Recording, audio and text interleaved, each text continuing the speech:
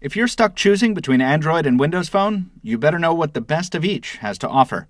On the Android side, the jury's still out on the Samsung Galaxy S4, but we do have the device that's going to beat it to market in our studio today, the brand new HTC One. And even though it's 5 months old at this point, we still consider the Nokia Lumia 920 the king of Windows phones. So let's put them head to head. I'm Michael Fisher, this is Pocket Now, and this is HTC One versus Nokia Lumia 920. We've already reviewed the international version of the HTC One and compared it to the HTC Droid DNA and Apple's iPhone 5, and we've posted some exhaustive camera comparisons at Pocket Now as well. To see those and to make sure you don't miss anything else HTC One related, follow us on social media and subscribe here on YouTube. In this comparison, we're going to be covering build quality, specs, UI, the camera, and a few test notes. In terms of build quality, these phones almost couldn't be more different. We've always given the Lumia 920 a bit of flack for its extra paunch. At 10.7 millimeters, it's a little thick, and at 185 grams, it's heavier than most any modern smartphone out there. By contrast, the HTC One is a sliver of a device at 9.3 millimeters in the center, narrowing to even slimmer dimensions on the sides, and despite its all-metal construction, it weighs in at just 143 grams. That metal is aluminum, by the way, broken up by injected polycarbonate on the backside and machine-drilled holes for the front-firing speakers above and below the Gorilla Glass-protected display. The Lumia 920 also packs polycarbonate, a lot more of it, because its entire body is cast in the sturdy stuff. Glossy or matte finish, the Nokia phone can take a pounding, as we demonstrated in our Lumia 920 durability report. That helps make up for its added heft, as does its PureView camera, which we'll get to later.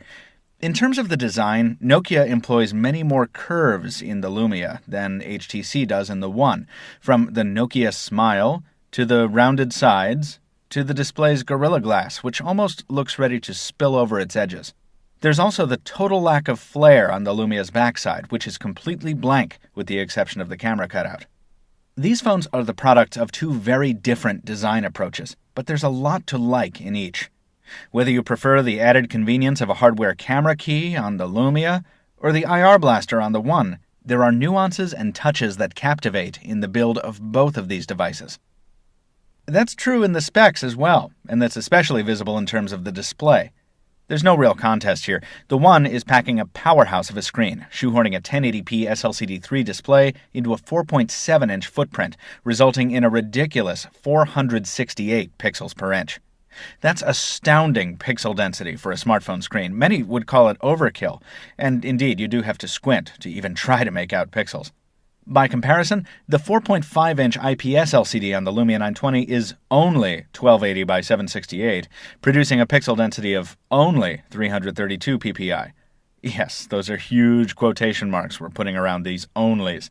The 920's display is still perfectly suitable for most users, and it's gorgeous in its own right, producing colors that are a tad warmer than on the One, and very readable in daylight.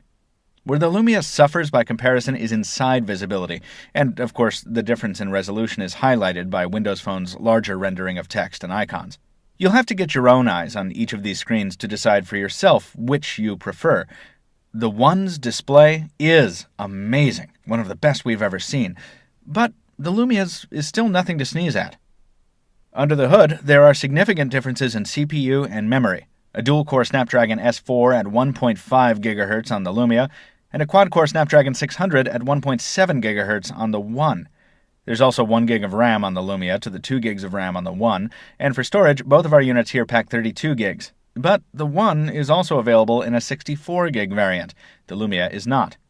Neither device offers additional expansion by way of memory card, so you have to make do with what's on board, and the batteries on each are also sealed in, 2,000 mAh on the Lumia and 2,300 mAh on the One. Charging them is a different procedure too.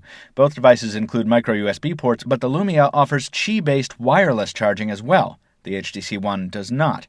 But it counters for that deficiency on the connectivity side, adding 802.11 AC to the Lumia's more typical ABGNN Wi-Fi support.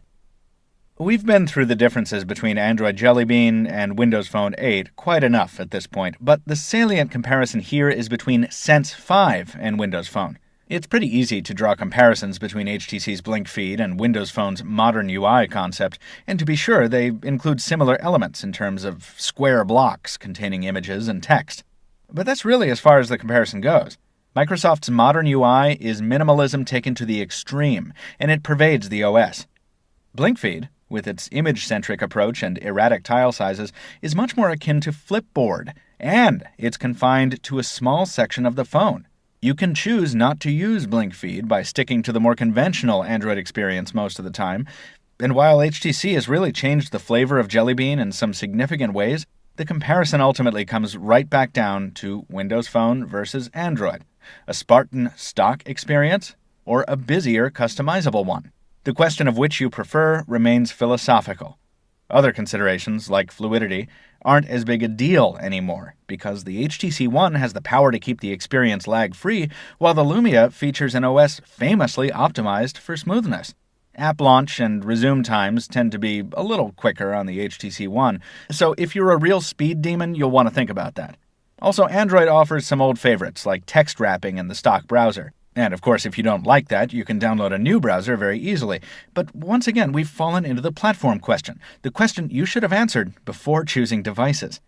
The bottom line is that each of these devices runs its particular platform with extreme alacrity.